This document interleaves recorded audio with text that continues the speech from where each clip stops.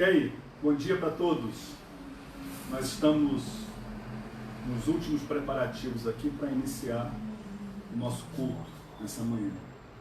Então você também se prepare aí na sua casa, se quiser convide alguém para participar conosco. Lembre-se que hoje é ceia. Não sei se dá tempo aí de você arranjar um pãozinho, suco de uva, um vinho. Na falta de suco de uva e vinho, você pode fazer com água, porque a questão é que a ceia é um símbolo, tá bom? Então daqui a pouco a gente está junto.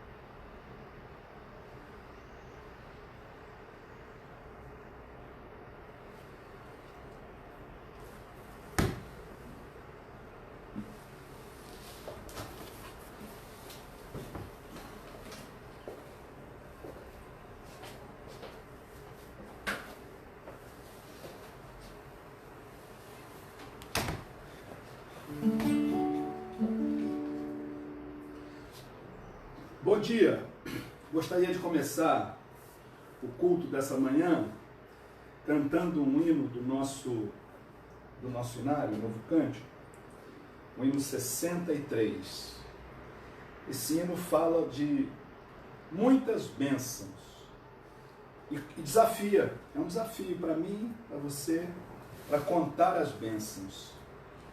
Talvez alguém possa pensar, mas numa situação dessa, de pandemia, em que muitas pessoas estão sem poder sair de casa, outras estão sem poder trabalhar, o seu sustento ameaçado.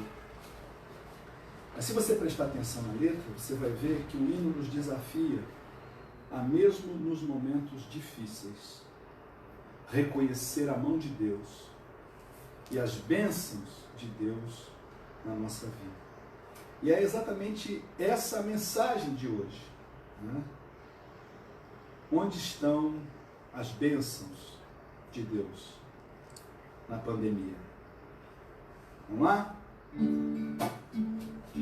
Se da vida as vagas procelosas são, se com desalento julgas todo vão, contas muitas bênçãos, dize-as de uma vez, e verás surpreso quanto Deus já fez. Quantas bênçãos, dize quantas são, recebidas da divina mão, vende-las todas de uma vez, e verás surpreso quanto Deus já fez. Tens acaso mágoas, triste é teu lidar, é a cruz pesada que tens de levar. Contas muitas bênçãos, logo exultarás, e fortalecido tudo vencerás.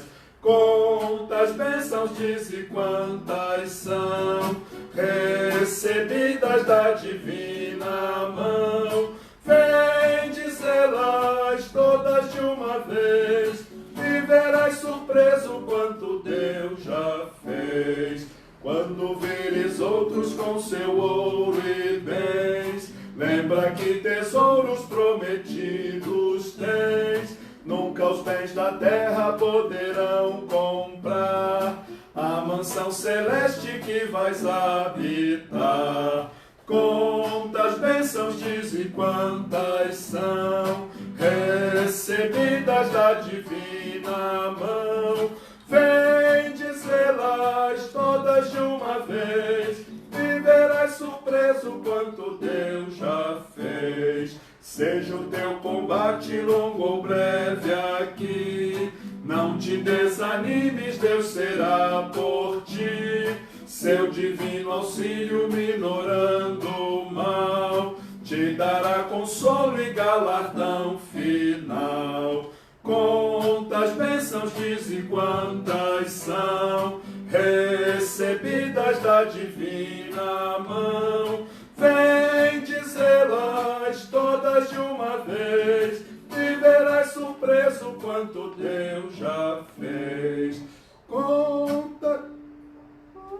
Quantas bênçãos, dize quantas são, recebidas da divina mão, vem dizê-las todas de uma vez, e verás surpreso quanto Deus já fez.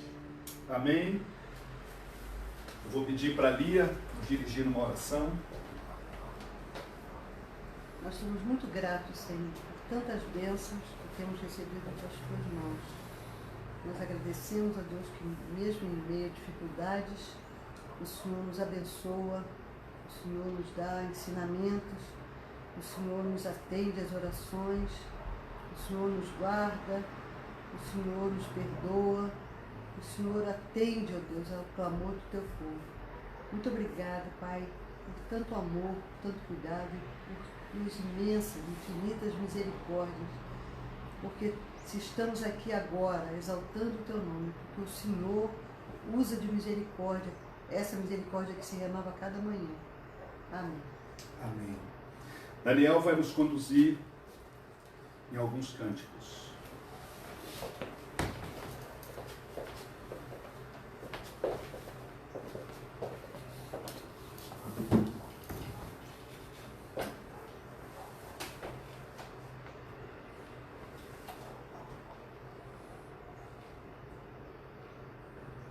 Bom dia, irmãos. A Bíblia conta uma história que está lá em Marcos, que diz assim, Marcos 4:35. Naquele dia, sendo já tarde, disse-lhe Jesus: passemos para outra margem. E eles, despedindo a multidão, o levaram assim como estava no barco, e outros barcos o seguiam. Ora, levantou-se grande temporal de vento, e as ondas se arremessavam contra o barco, de modo que o mesmo já estava a encher-se de água. E Jesus estava na popa, dormindo sobre o travesseiro. Eles o despertaram e lhe disseram: Mestre, não te importa que pereçamos? E ele, despertando, repreendeu o vento e disse ao mar: acalma-te, emudece. O vento se aquietou e fez-se grande bonança. Então lhes disse: por que sois assim tímidos? Como é que não tendes fé? E eles, possuídos de grande temor, diziam uns aos outros: quem é este que até o vento e o mar lhe obedecem? Até aí. É uma coisa que eu queria que a gente começasse esse momento de louvor pensando nessa cena de Jesus dormindo no meio da tempestade. E eu queria que a gente pensasse sobre o descanso. E falar de descanso nesse tempo de pandemia, nesse tempo de sofrimento, parece contraditório, mas é seguir aquilo que o Mestre ensinou para a gente. Dormir na tempestade não é uma atitude de desleixo, não é uma atitude de não estou nem aí para os problemas, mas é uma atitude de confiança, uma atitude de fé em que Deus está no controle de todas as coisas. Mesmo dormindo, né, como Jesus estava, ele pode descansar na tempestade porque ele confia no Pai. Então é essa lição que, não é essa só nesse texto, mas uma das lições desse texto para mim é isso. Eu queria que a gente pensasse nisso, enquanto a gente cantasse essa música também, que fala de descanso.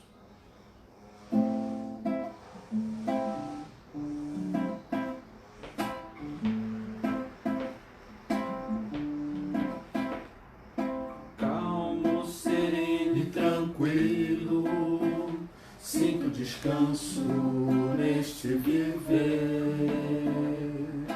Isso devo a um amigo, e só por ele eu pude obter. Ele é Jesus, meu amigo, meu Senhor e Salvador. Só por ele ganhei a vida eterna com Deus. Triste foi sua história, levado à cruz sem pecado algum. Só porque me amou, morreu por mim e não hesitou. Ele é Jesus, meu amigo, meu Senhor, o Salvador.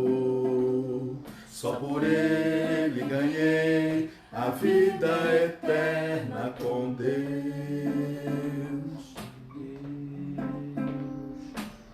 Calmo, sereno e tranquilo, sinto descanso Nesse viver, isso devo a um amigo, e só por ele eu pude obter.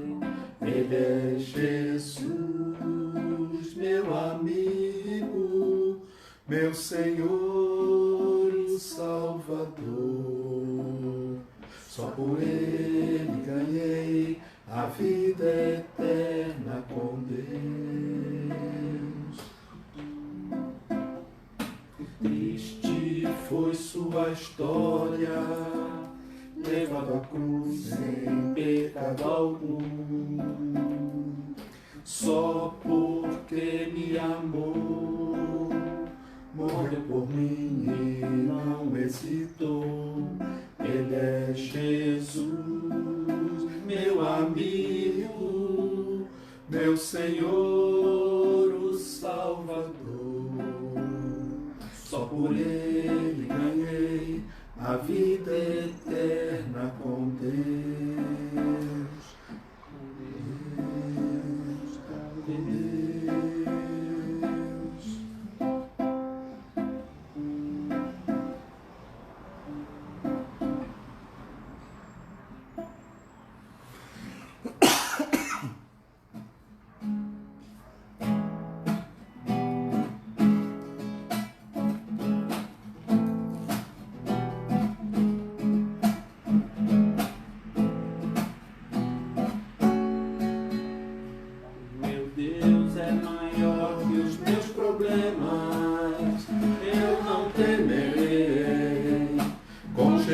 Eu vou além, ainda que a figueira não floresça e não haja fruto na videira, eu não temerei, não. Sei que para além das nuvens o sol não deixou de brilhar, só porque a terra escureceu.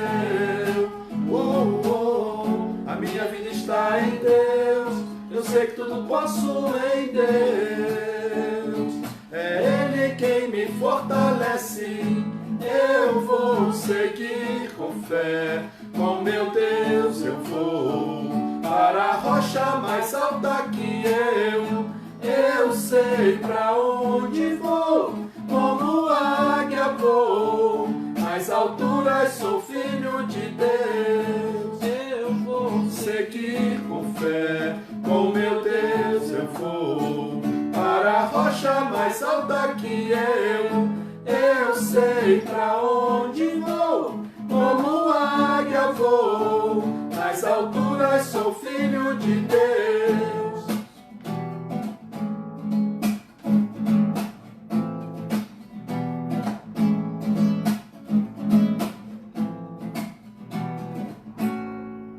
O meu Deus sabe tudo que eu preciso para sentir a paz dentro do meu coração, ainda que a lua adormeça e não haja brilho nas estrelas, eu não temerei, não. Sei que para além das nuvens o sol não deixou de brilhar, só porque a terra escureceu.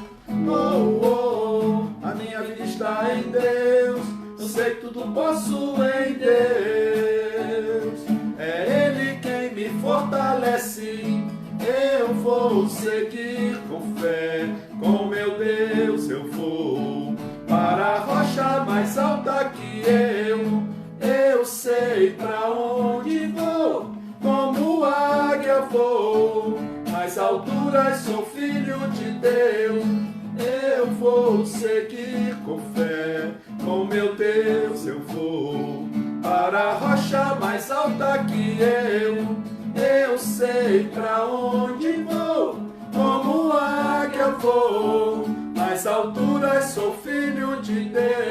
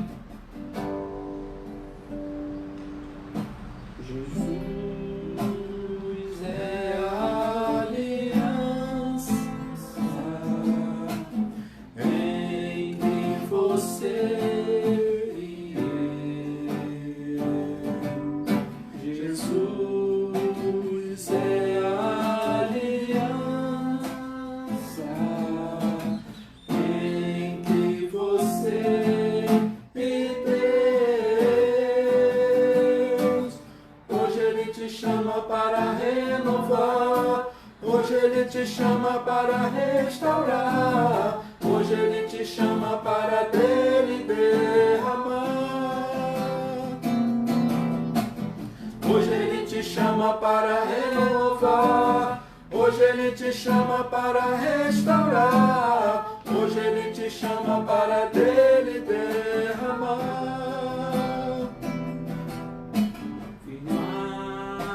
esta aliança em nossos corações. Jesus derramou seu sangue e nos uniu ao Pai. Hoje Ele te chama para renovar, hoje Ele te chama para restaurar, hoje Ele te chama para dele derramar. Aleluia! Hoje Ele te chama para renovar, hoje Ele te chama para restaurar, hoje Ele te chama para dele derramar. Hoje Ele te chama para renovar, hoje Ele te chama para restaurar, hoje Ele te chama para dele derramar. Hoje Ele te chama para renovar, derramar.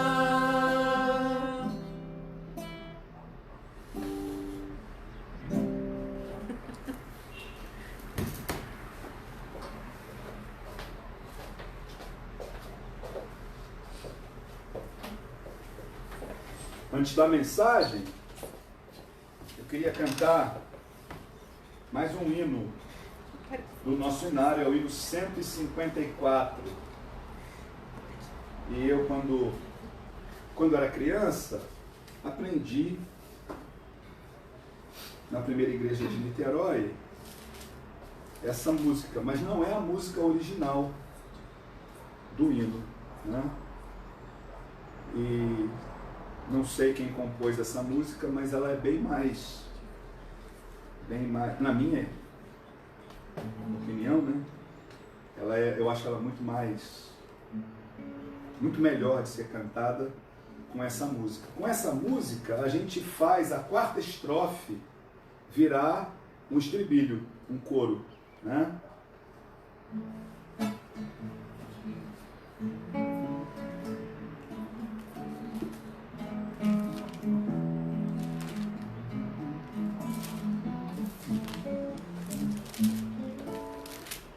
Pelo vale escuro seguirei Jesus, mas por ti seguro, vendo a tua luz. O meu passo incerto tu dirigirás, ao sentir-te perto nunca perco a paz. Breve a noite desce, noite de Emaús, em meu ser carece de te ver, Jesus. Companheiro, amigo, que ao meu lado vens, sim, estás comigo, sempre me sustens. Os espinhos tantos que nos vêm sangrar são remédios santos para nos curar. Onde existe a graça que nos vem dos céus, tudo que se passa mostra o amor de Deus. Breve a noite desce, noite de Emaús, e meu ser carece de te ver, Jesus. Companheiro, amigo, que ao meu lado vens, sim, estás comigo, sempre me sustens. Não há dor que seja sem divino fim. Faze, ó Deus, que a igreja compreenda assim, e apesar das trevas possa ver, Senhor, que tu mesmo a levas com imenso amor. Breve a noite desce, noite de Emaús, e meu ser carece de te ver, Jesus. Companheiro, amigo, que ao meu lado vens, sim, estás comigo, sempre me sustens. Breve a noite desce, noite de Emaús, e meu ser carece de te ver, Jesus. companheiro amigo, que ao meu lado vens. Sim, estás comigo, sempre me sustens. Amém.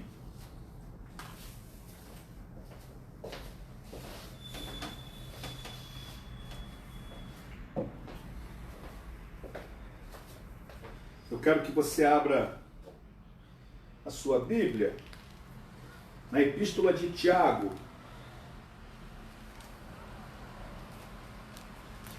É lá no Novo Testamento, quase no finalzinho do Novo Testamento. Epístola de Tiago, capítulo 1. Fala a página aí, Dani. 244. É isso? Versículo 1? É. Então é 244.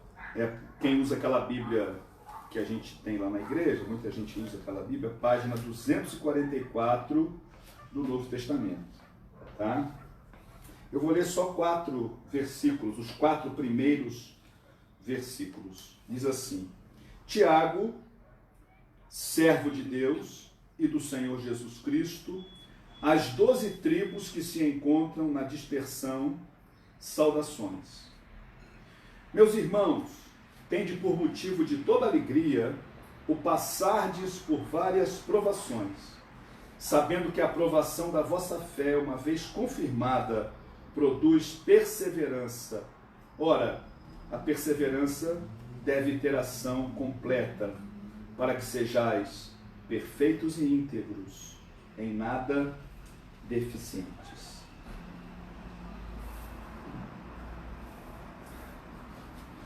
Muito bem, nós estamos no meio, eu não sei ainda se a gente já está no pico da pandemia, se a gente já está no auge, se a situação ainda tem muitas cidades, muitos lugares em que as restrições estão sendo reduzidas. Eu tenho notícia de vários colegas, vários irmãos de outras igrejas presbiterianas inclusive, que já estão flexibilizando, né, e já estão preparando para retornar ao culto presencial. Nós estamos no meio de uma situação muito difícil, né? A gente não pode minimizar o que aconteceu, o que está acontecendo conosco e em todo o mundo, né? Isso é uma coisa que abalou o mundo inteiro, né? E ainda nós vamos conviver com isso por algum tempo. E o que essa semana eu fiquei pensando e observando a minha volta e os comentários e as coisas o que será que essa situação, essa pandemia pode ou trouxe de bom? Será que dá para achar alguma coisa boa, né? Os hinos que a gente cantou, né? O Daniel também trouxe cânticos que falam na mesma direção, né? O primeiro hino que a gente cantou fala de vagas procelosas. Dani falou de Jesus lá dormindo no barco no meio da tempestade, e isso traz desalento, isso traz uma desilusão para a gente, mas o autor do hino diz: no meio da tempestade, no meio da procela, quando você pensa que vai desanimar e acha que tudo é em vão, ele diz: lembra das bênçãos, olha, abre o olho e procura à tua volta as bênçãos, procura em redor as bênçãos de Deus. Esse hino que a gente cantou agora, antes da mensagem, tem vários pedaços dele que falam sobre isso. Por exemplo, a segunda estrofe diz: os espinhos tantos que nos vêm sangrar são remédios santos para nos curar. Então eu queria pegar esse pedacinho de texto aqui de Tiago e conversar com vocês sobre isso, né? Esse é o objetivo da mensagem é procurar, no que está acontecendo conosco, a mão de Deus, a bênção de Deus. A primeira coisa que eu observo no texto é que essa mensagem, essa carta de Tiago, ela é escrita para a igreja. Por que eu digo para a igreja? Ele diz assim, Tiago, vou pegar meu anexo aqui, Tiago, servo de Deus e do Senhor Jesus Cristo, as 12 tribos que se encontram na dispersão. A primeira coisa é observar o destinatário. Ele diz as 12 tribos que se encontram na dispersão. Quando ele fala 12 tribos, evidente que faz a gente pensar no povo de Israel. Os patriarcas, né, os 12 filhos de Jacó, que deram origem às 12 tribos e formaram a nação de Israel, que passou por uma série de dificuldades, mas foi unificada e com Davi e Salomão encontra o seu auge. Acontece que desde que a Assíria conquistou, houve uma divisão nas tribos, né? 10 tribos foram para um lado, 2 para o outro, então a partir daí dois reinos, 2 nações diferentes, e o grupo das 10 tribos foi invadido pela Síria, a capital era Samaria, e no ano 722 aproximadamente, a Assíria dominou completamente e levou todos, era a estratégia do Império Assírio, eles levaram todos os moradores dali para outros lugares e trouxeram pessoas de outros lugares para morar ali. Então, essas 10 tribos praticamente se perderam. Sua memória, a sua história, essas coisas se perderam. Né? E como que a gente vai falar em 12 tribos, olhando nesse ponto de vista, como que se vai falar em 12 tribos, sabendo que 10 como que desapareceram? Aí a gente tem que entender, que a gente já tem falado muitas vezes lá na igreja e aqui nos nossos cultos online, que esse Israel, ou essas 12 tribos, esse povo de Deus, na verdade, é a igreja.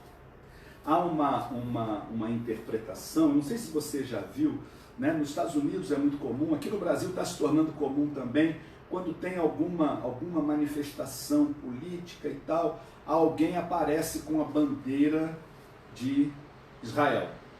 Né? Alguns vão com a bandeira dos Estados Unidos, né?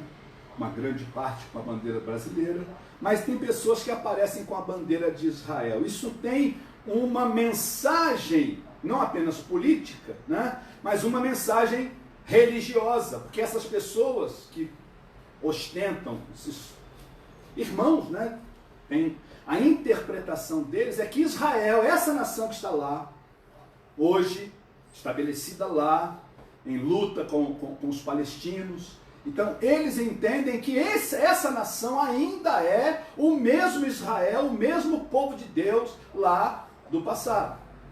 O que a Bíblia nos mostra, pelo menos o que eu entendo do que a Bíblia nos diz, é muito diferente disso. O apóstolo Paulo vai explicar lá em Romanos capítulo 9 que o verdadeiro Israel de Deus são os descendentes da fé de Abraão.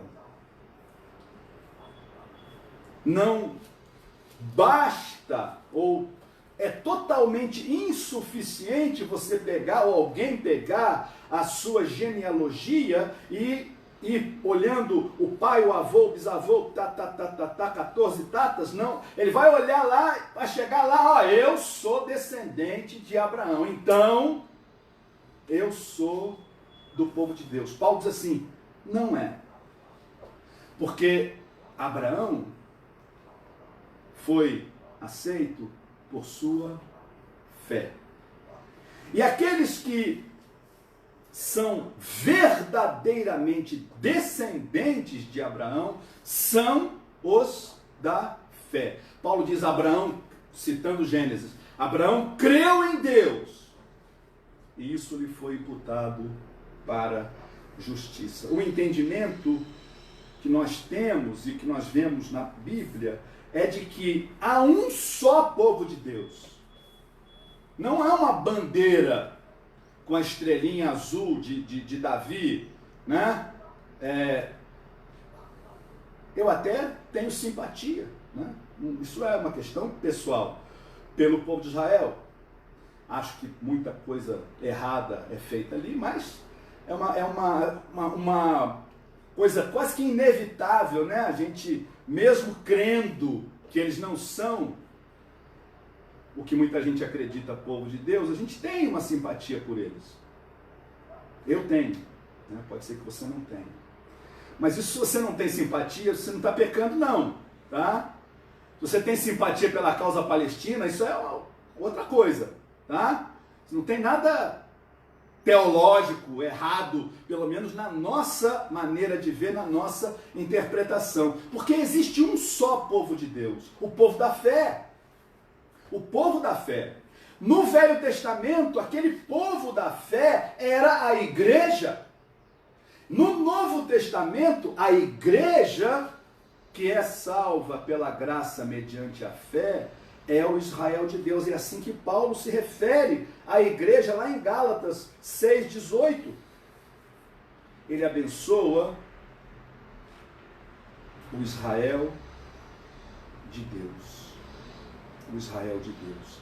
E Tiago vai, eu acho interessante porque ele vai dizer que essas 12 tribos, e aí você já está entendendo como eu, está percebendo como que eu entendo, como que nós temos entendido, que essas 12 tribos são a igreja. Ele diz que esse povo está na dispersão. O que é a dispersão? A diáspora. No Velho Testamento, o povo de Israel passou por algumas dessas coisas, né? Que são jogados, espalhados pelo mundo inteiro. E é exatamente essa a situação que a igreja vive. Nós somos o povo da diáspora porque estamos fora da nossa pátria. Estamos espalhados pelo mundo inteiro. Somos o povo de Deus, somos o Israel de Deus e vivemos no reino de Deus, mas não temos pátria aqui nesse mundo.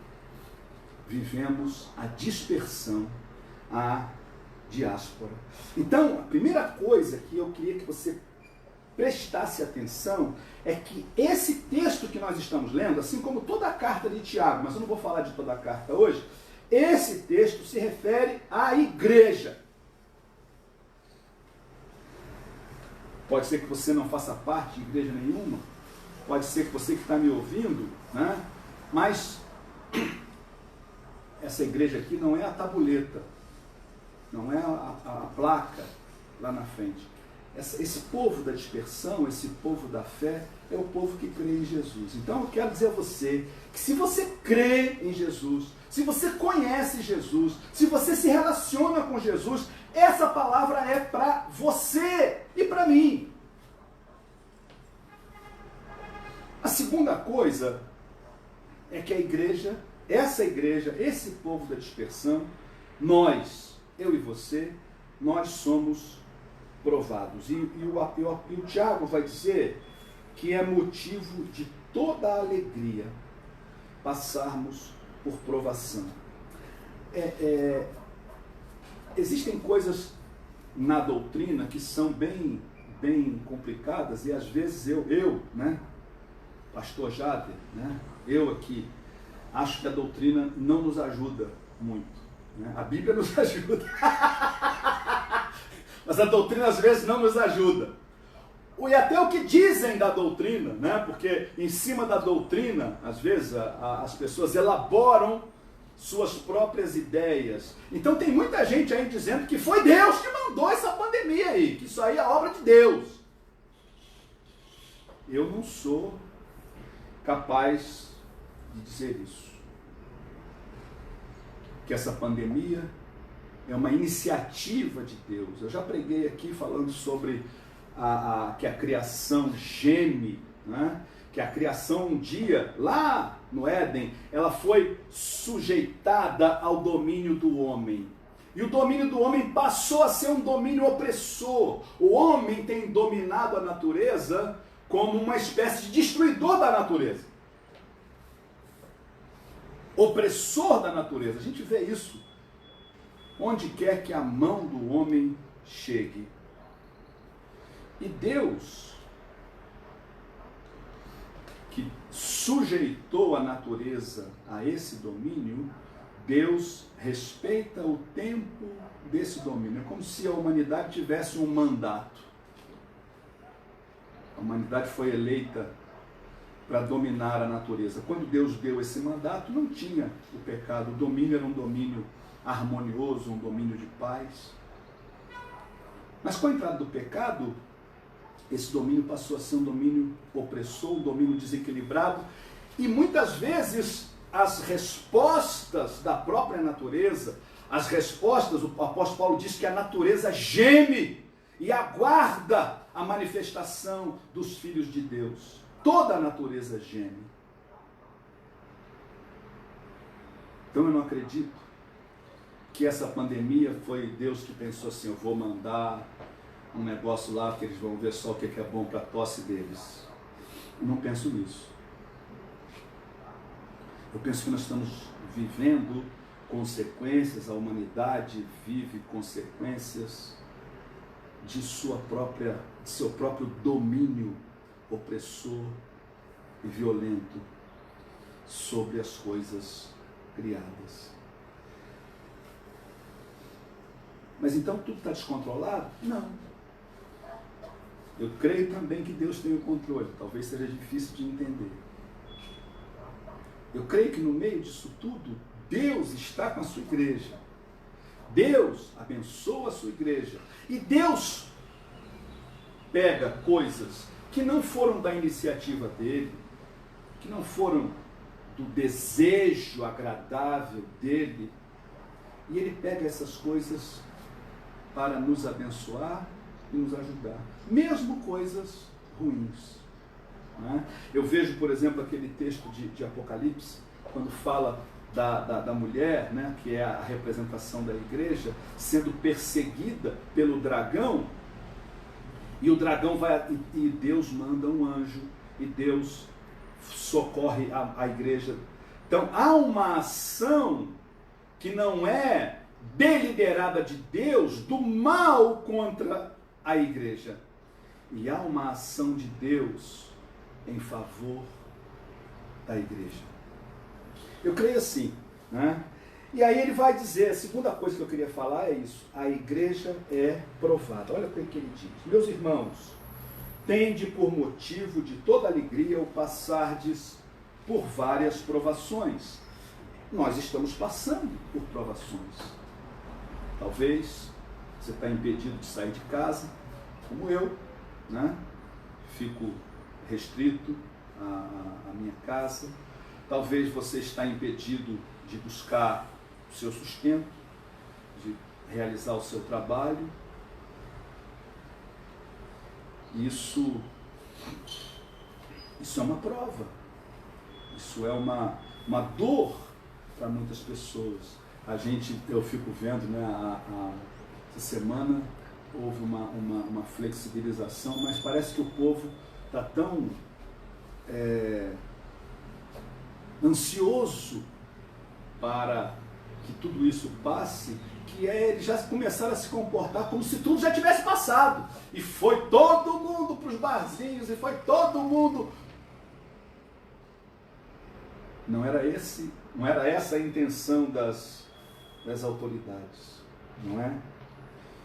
Mas eu e você, Igreja de Jesus Cristo, que gostamos também de comemorar, gostamos de aglomerar, mas precisamos saber que esse ainda não é tempo para fazer isso, né? Nós somos provados. E essa prova, a palavra que ele usa aqui é uma palavra interessante que fala da moeda que foi constatada como sendo uma moeda verdadeira. Essa prova a palavra usada é como que uma purificação para que aquele material seja exato, seja puro, aquela moeda seja considerada autêntica. Não é? Essa é a expressão dele. Eu vejo evidente a ação de Deus, não como causador da pandemia, mas como aquele que pega coisas ruins e as transforma em coisas boas. A terceira coisa que eu queria que você prestasse atenção é que a igreja não é apenas provada. Essa igreja que vive na dispersão, essa igreja que vive sem pátria, essa igreja que está espalhada pelo mundo inteiro, essa igreja que é provada, ela também é uma igreja aprovada. Ele fala que é preciso ter perseverança. Ele diz aqui, ó.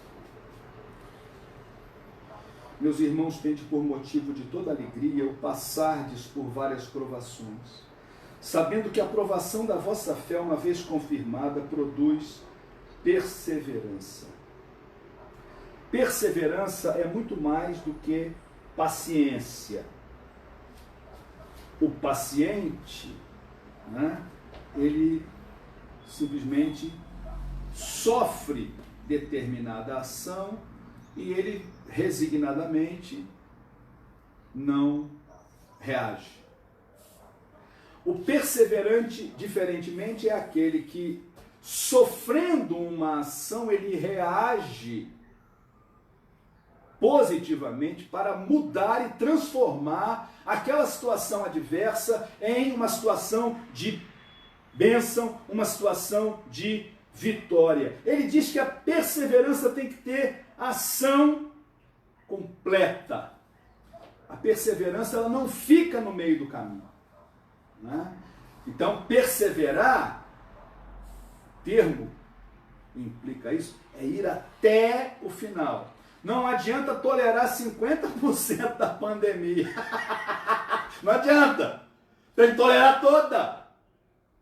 Tem que tolerar. Tem que suportar e fazer desse momento de suportar um momento de vitória. E aí eu queria falar algumas coisas.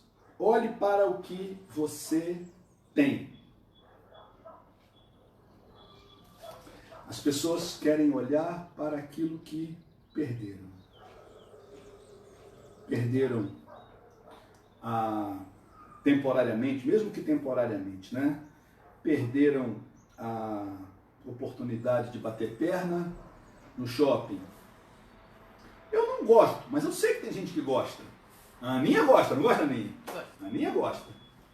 Perderam. Você pensa, fica pensando o dia inteiro nisso. Ai, que vontade de ir no shopping. Ai, que vontade de ir no shopping. Ai, que vontade de olhar as vitrines. Você está olhando só para o que você perdeu. Como é bom reunir com os amigos, né? Numa mesa, num restaurante, num bar, conversar, dar risada. É maravilhoso.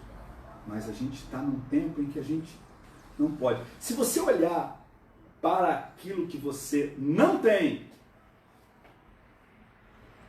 isso não ajuda a sua perseverança. Se você olhar para o que você está privado de fazer, mesmo que temporariamente, isso não te ajuda na perseverança, né?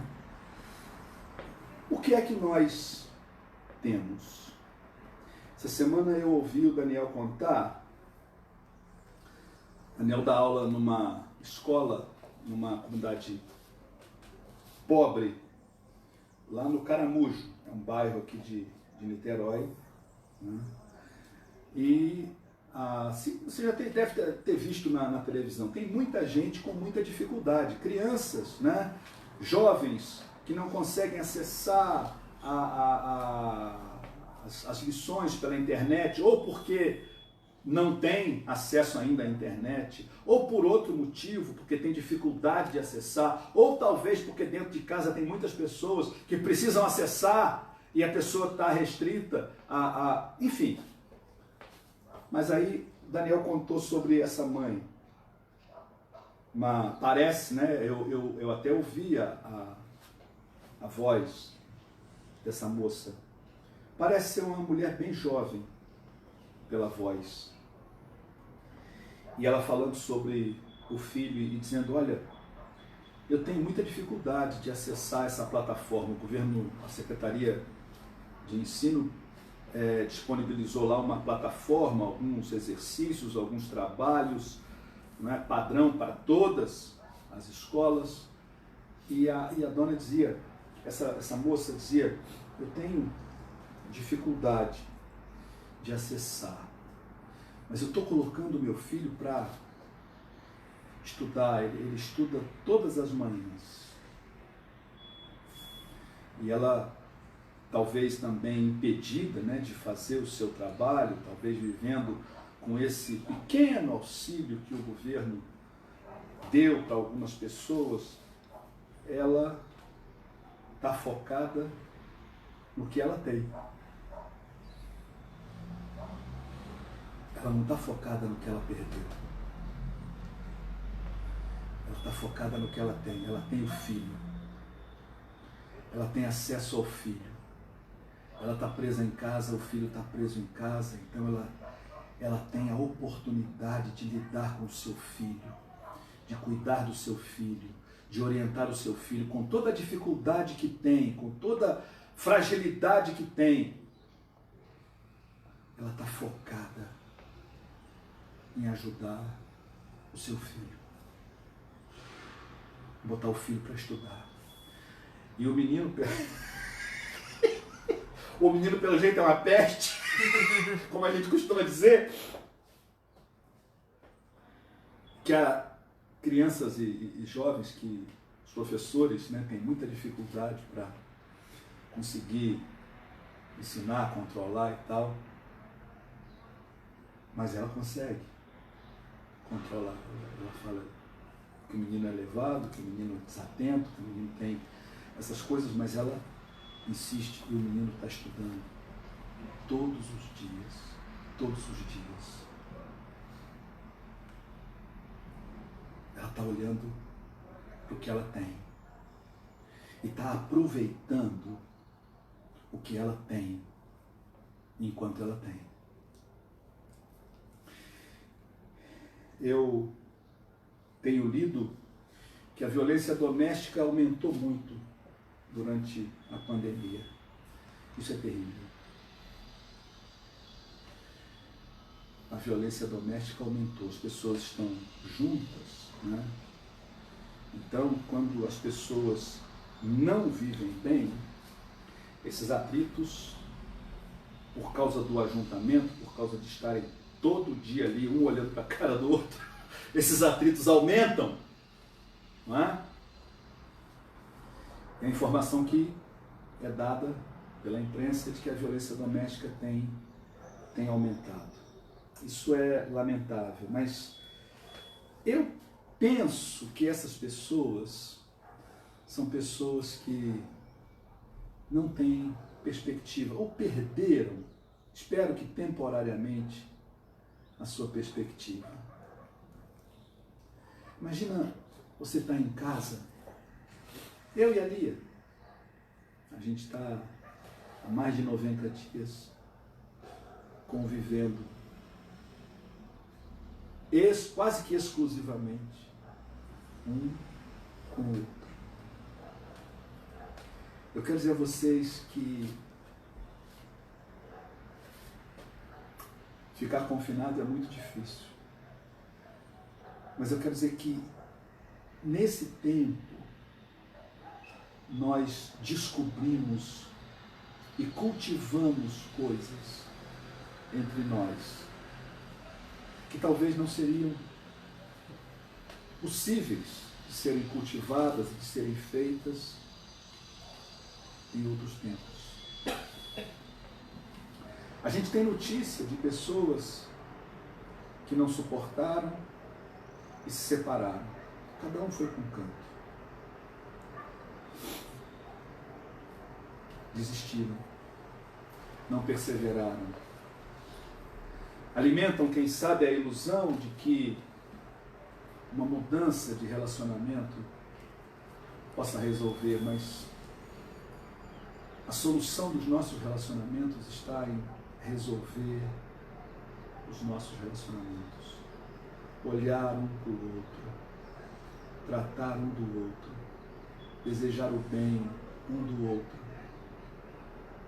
Esse é o caminho. Isso é o que temos.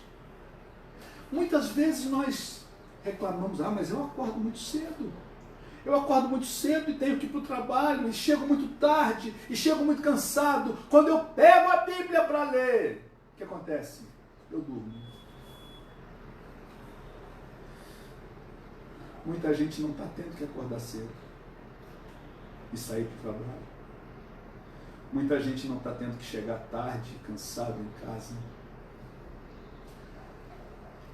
Qual é a sua situação? Você está nesse grupo? Que dizia que não tinha tempo de orar, que não tinha forças, disposição para orar e ler a Bíblia, porque ficava cansado? Hoje você tem. Hoje você tem. E aí? Está aproveitando? Está fazendo?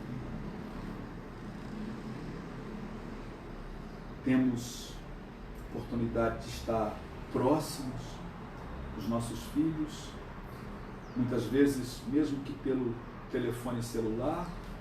Temos a oportunidade de estar próximo com a pessoa que amamos e tratar da nossa relação, tratar um do outro. Temos a oportunidade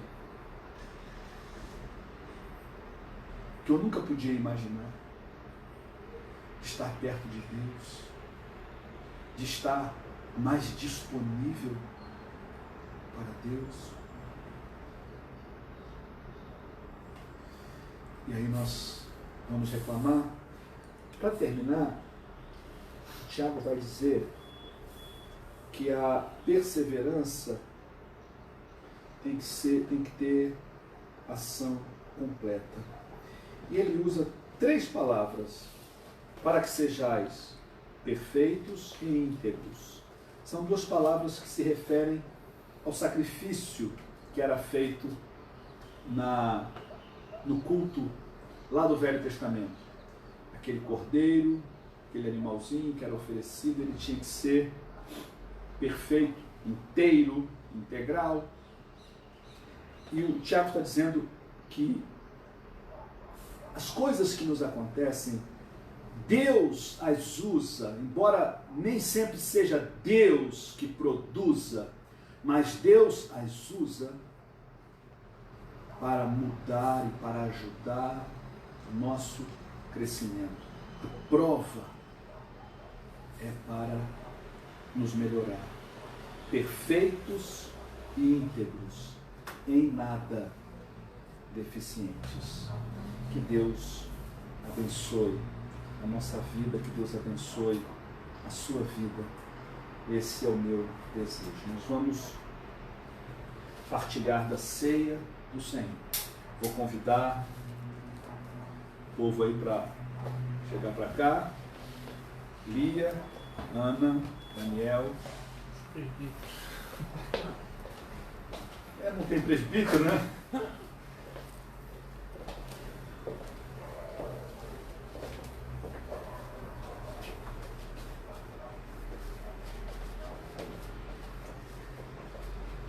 Vou pedir ao Daniel que ore, pedindo a bênção de Deus sobre essa ceia. Essa ceia que temos. Essa ceia que você tem. Porque isso é um símbolo. É um símbolo do que Jesus fez por nós. Ele deu o seu corpo, derramou o seu sangue em nosso favor. E o pão e o cálice significam e simbolizam isso. Vamos orar. Deus, muito obrigado. Obrigado por esse espaço que o Senhor fez para nós. Obrigado porque foi o Senhor quem tornou esse espaço possível, tornou esse convite possível para nós. Esse lugar que o Senhor fez na mesa para que pudéssemos sentar com o Senhor e partilhar desse momento de comunhão contigo e com os irmãos, Pai, lembrando daquilo que o Senhor fez por nós, daquilo que só o Senhor poderia fazer por nós. E nós somos muito gratos por esse sacrifício e nós queremos não só lembrar, mas celebrar quem o Senhor é, aquilo que o Senhor fez por nós, aquilo que o Senhor tem sido em nossas vidas, esse constante convite a estar mais perto do Senhor, a partilhar mais de quem o Senhor é e de viver mais como o Senhor vive. Que a gente possa participar desse momento, não como uma mera formalidade, uma coisa que a gente sempre faz, mas lembrando do significado, lembrando daquilo que o Senhor é em nós, Pai, daquilo que o Senhor fez. Nos abençoa no nome de Jesus. Amém. Amém. A Bíblia diz que depois de reunir os seus discípulos, enquanto ceavam, Jesus orou e abençoou, como nós fizemos, o pão e o vinho. Então ele tomou o pão. Esse aqui foi ali que fez, né? Ele tomou o pão e o partiu.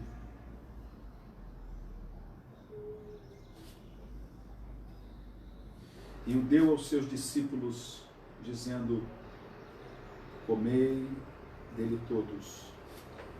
Isto é o meu corpo, que é partido por vós. Fazei isso em memória de mim, até que eu venha.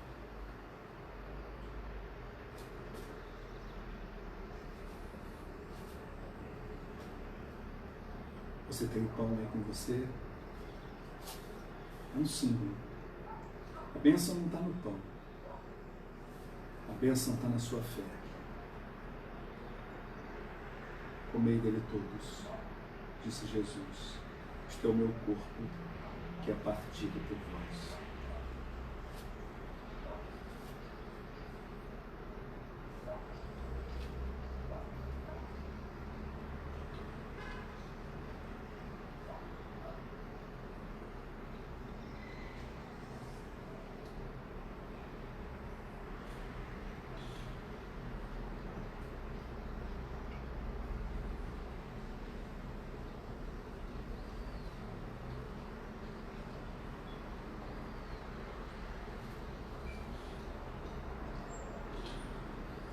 Depois de cear, ele tomou o cálice e o deu aos seus discípulos, dizendo: este é o cálice do Novo Testamento no meu sangue. Sangue derramado em favor de muitos para a remissão de pecados. Bebei dele todos.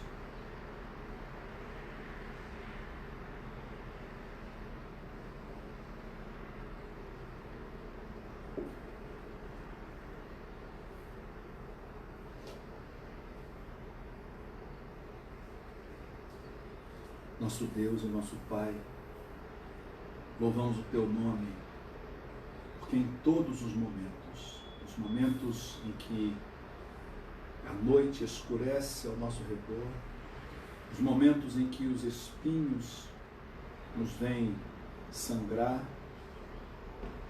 o Senhor é aquele que nos socorre, o Senhor é aquele que nos ajuda, porque é contigo que temos o nosso lar, a nossa pátria.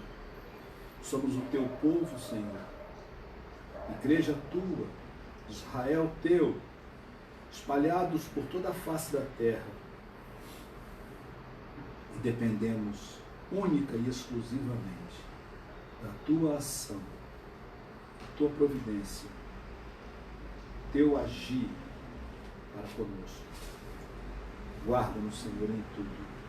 É a nossa oração, em nome de Jesus. Amém. Se você está com alguém aí perto de você, saúda com a paz. Paz do Senhor.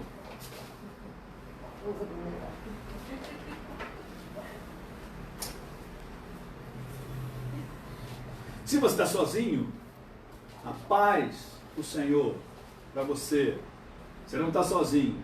Deus está aí. E o povo de Deus está com seu pensamento voltado para Deus e para você, porque somos um só corpo no Senhor. Amém? Todas as vezes que comerdes o pão e beberdes o cálice, diz o apóstolo Paulo, anunciais a morte do Senhor, até que Ele venha. Jesus virá. Essa é a nossa esperança. Amém?